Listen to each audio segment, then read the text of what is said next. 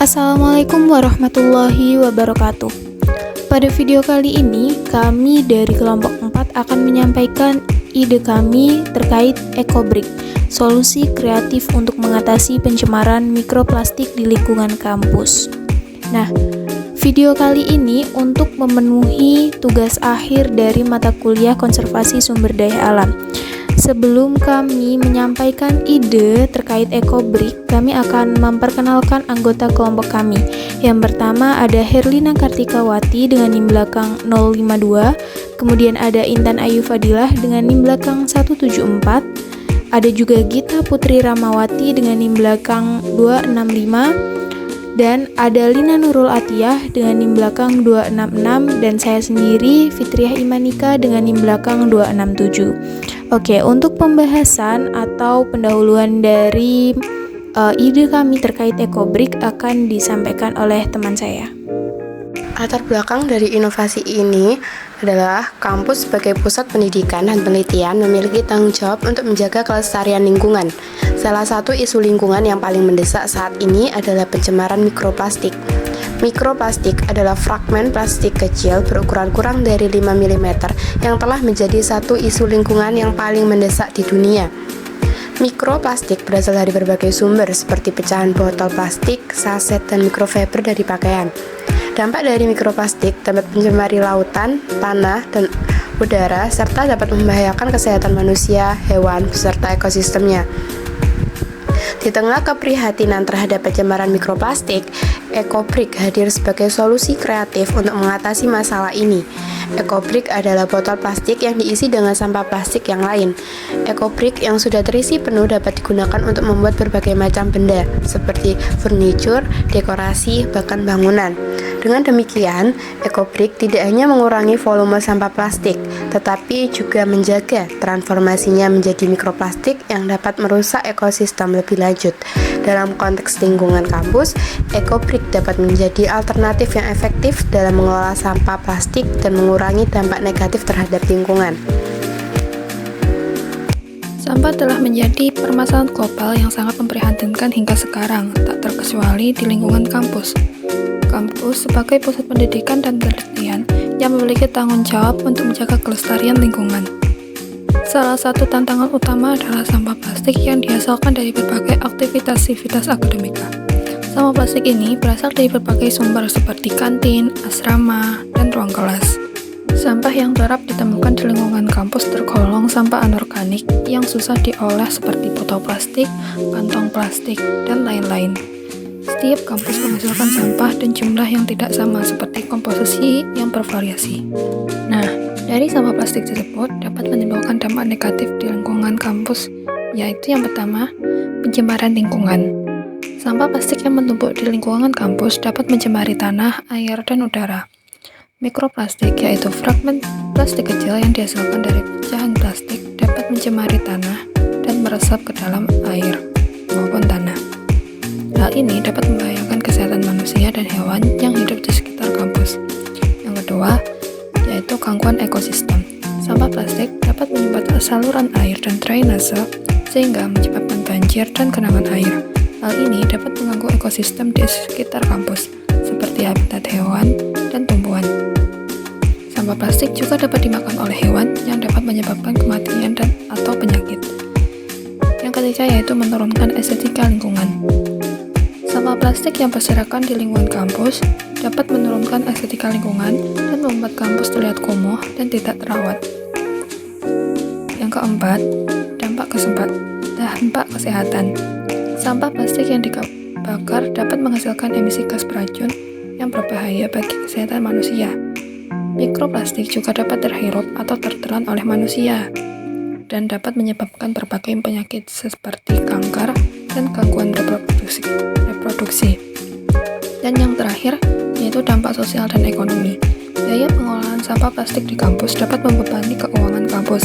Selain itu, sampah plastik yang tidak dikelola dengan baik dapat menimbulkan konflik sosial antara mahasiswa dengan masyarakat sekitar kampus. Nah, upaya yang dapat dilakukan untuk menangani permasalahan sampah yaitu bisa menggunakan prinsip 3R atau reduce, reuse, dan recycle. Reduce dapat dilakukan dengan cara mengurangi pembelian dan penggunaan plastik, terutama barang sekali pakai. Reuse merupakan penggunaan kembali barang-barang yang sama namun digunakan dengan fungsi yang berbeda, misalnya penggunaan plastik yang dijadikan suatu hasil karya. Sedangkan recycle merupakan upaya mendaur ulang sampah plastik.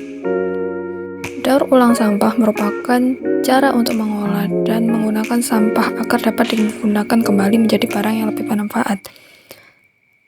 Sampah plastik merupakan sampah yang sulit terurai oleh mikroorganisme, sehingga pemanfaatnya harus dilakukan agar tidak terjadi penumpukan sampah plastik dan kerusakan tanah.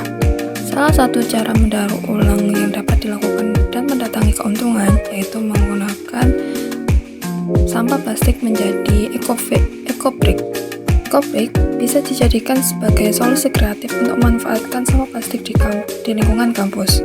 Pengembangan eco-brick sebagai solusi pengurangan sampah plastik di Indonesia baru dilakukan beberapa tahun terakhir,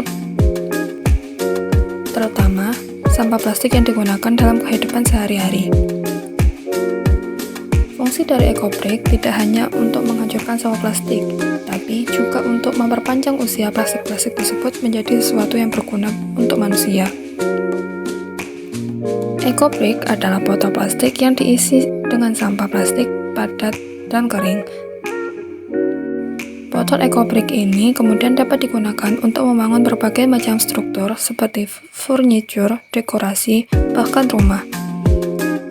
Adanya pemanfaatan sampah yang dibuat menjadi eco-brick diharapkan dapat memberikan kesadaran bagi aktivis akademika dalam menjaga lingkungan kampus dan bersama-sama berupaya dalam mengatasi permasalahan sampah. Selanjutnya yaitu cara membuat eco-brick. Membuat eco-brick diperlukan beberapa tahapan.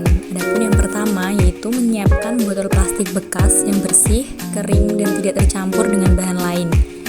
Lalu, kumpulkan sampah plastik yang bisa digunakan dalam pembuatan eco-brick, yaitu sampah kemasan deterjen, kantong plastik, kemasan makanan ringan, dan lain-lain. Sampah plastik tersebut dikumpulkan dan dibersihkan dengan cara dicuci. Lalu selanjutnya siapkan tongkat panjang yang digunakan untuk mendorong sampah plastik agar dapat dimasukkan ke dalam botol. Selanjutnya sampah-sampah plastik yang sudah dibersihkan tadi dimasukkan ke dalam botol plastik bekas. Sampah plastik bisa dipotong menjadi bagian kecil menggunakan gunting agar mudah masukkan ke dalam botol dan membuat tampilan eco-brick menjadi lebih cantik. Lalu sampah plastik didorong dengan tongkat agar menjadi padat di dalam botol. Botol yang sudah diisi sampah plastik harus ditimbang agar menghasilkan bata yang berkualitas. Berat standarnya 200 gram per botol pada botol ukuran 600 ml dan pada botol 1,5 liter berat standarnya adalah 500 gram. Saat pembuatan eco-brick menjadi furnitur atau dinding bangunan, botol-botol eco-brick harus direkatkan dengan lem atau semen. Kemudian, botol-botol plastik tersebut diikat dengan tali agar botol dapat menempel dengan baik. Nah, selanjutnya itu ada manfaat dari eco-brick itu sendiri. Nah, eco-brick itu memiliki banyak manfaat bagi lingkungan kampus, yang diantara lain yaitu yang pertama dapat mengurangi sampah plastik, di mana eco-brick dapat membantu mengurangi sampah plastik di lingkungan kampus dengan mengubah sampah plastik menjadi bahan atau alat yang bermanfaat. Yang kedua yaitu membangun furnitur dan juga infrastruktur. Di sini itu eco-brick dapat digunakan untuk membangun berbagai struktur seperti furnitur, hiasan dinding, dan bahan lainnya dengan mudah, murah, dan juga bernilai ekonomis. Yang ketiga yaitu dapat meningkatkan kesadaran lingkungan, di mana eco-brick dapat memberikan terobosan yang sangat berharga dalam transformasi mengenai pengolahan sampah. Misalnya, jika dahulu sampah plastik yang digunakan sebelumnya hanya ditangani atau diolah oleh orang-orang tertentu saja seperti pemulung atau pengepul. Namun sekarang dengan adanya kegiatan eco-brick membuat semakin banyak orang dan kelompok yang tertarik pada pengolahan sampah plastik, terutama sampah plastik yang digunakan dalam kehidupan sehari-hari. Nah, dari beberapa manfaat eco-brick yang sudah disebutkan dan juga dijelaskan tadi, itu eco-brick sendiri itu dapat diimplementasikan di lingkungan kampus. Nah, untuk mengimplementasikannya EcoBrick di lingkungan kampus itu terdapat beberapa cara, yaitu yang diantara lain yang pertama itu dapat membantu program pengumpulan EcoBrick, di mana kampus dapat membuat program pengumpulan EcoBrick untuk mendorong mahasiswa dan juga staf untuk menyumbangkan botol plastik dan juga sampah plastik kecil, yang nantinya itu botol plastik tersebut dan sampah plastik kecil itu dapat dipadatkan dan juga digunakan untuk membangun struktur EcoBrick. Yang kedua yaitu dapat menyelenggarakan workshop EcoBrick. Kampus itu dapat menyelenggarakan workshop EcoBrick itu untuk mengajari mahasiswa dan juga staf tentang bagaimana cara membuat EcoBrick yang baik dan benar. Nah, workshop ini itu mungkin dapat membantu meningkatkan kesadaran tentang manfaat EcoBrick dan mendorong partisipasi dalam proyek EcoBrick. Yang ketiga yaitu membangun struktur EcoBrick, di mana kampus dapat membangun struktur EcoBrick seperti furnitur, taman EcoBrick, dan juga bahkan rumah EcoBrick, di mana struktur EcoBrick ini dapat digunakan untuk mempercantik lingkungan kampus dan juga meningkatkan kesadaran tentang keberlanjutan. Masuk pada pembahasan yang terakhir terkait faktor yang mempengaruhi efektivitas EcoBrick. Efektivitas EcoBrick dalam mengurangi mikroplastik dipengaruhi oleh beberapa faktor, antara lain yang pertama, jenis plastik. Jenis plastik yang digunakan dalam EcoBrick dapat mempengaruhi tingkat pelepasan mikroplastik. Yang kedua, ada desain EcoBrick. Desain EcoBrick seperti kepadatan pengisian dan jenis tutup dapat mempengaruhi sirkulasi udara dan kelembapan di dalam EcoBrick, yang dapat memicu degradasi plastik dan pelepasan mikroplastik. Yang ketiga, ada metode pembuatan. Proses pembuatan EcoBrick seperti pemanasan dan tekanan dapat mempercepat degradasi plastik dan pelepasan mikroplastik. Nah, dari faktor-faktor tersebut, untuk meningkatkan efektivitas EcoBrick dalam mengatasi pencemaran mikroplastik, ada beberapa langkah yang bisa kita ambil. Yang pertama, ada memilih jenis plastik yang tepat. Yang kedua, desain EcoBrick yang optimal. Dengan mengoptimalkan desain EcoBrick untuk memastikan ventilasi yang baik dan kelembapan rendah, meminimalkan degradasi plastik. Yang ketiga, ada penerapan metode pembuatan yang tepat. Nah, ini bisa dengan menghindari pemanasan dan tekanan berlebihan selama pembuatan EcoBrick untuk mencegah degradasi plastik. Edukasi dan partisipasi sivitas akademika merupakan kunci dalam meningkatkan efektivitas program EcoBrick. Kampus dapat menyelenggarakan seminar, workshop, dan program edukasi lainnya untuk meningkatkan kesadaran tentang bahaya mikroplastik dan manfaat EcoBrick. Sivitas akademika juga dapat dilibatkan dalam proses pengumpulan, pengisian, dan pengelolaan EcoBrick.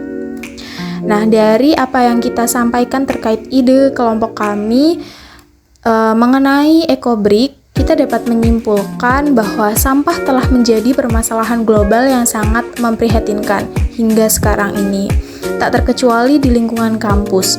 Kampus sebagai pusat pendidikan dan penelitian memiliki tanggung jawab untuk menjaga kelestarian lingkungan. Salah satu isu lingkungan yang paling mendesak saat ini adalah pencemaran mikroplastik.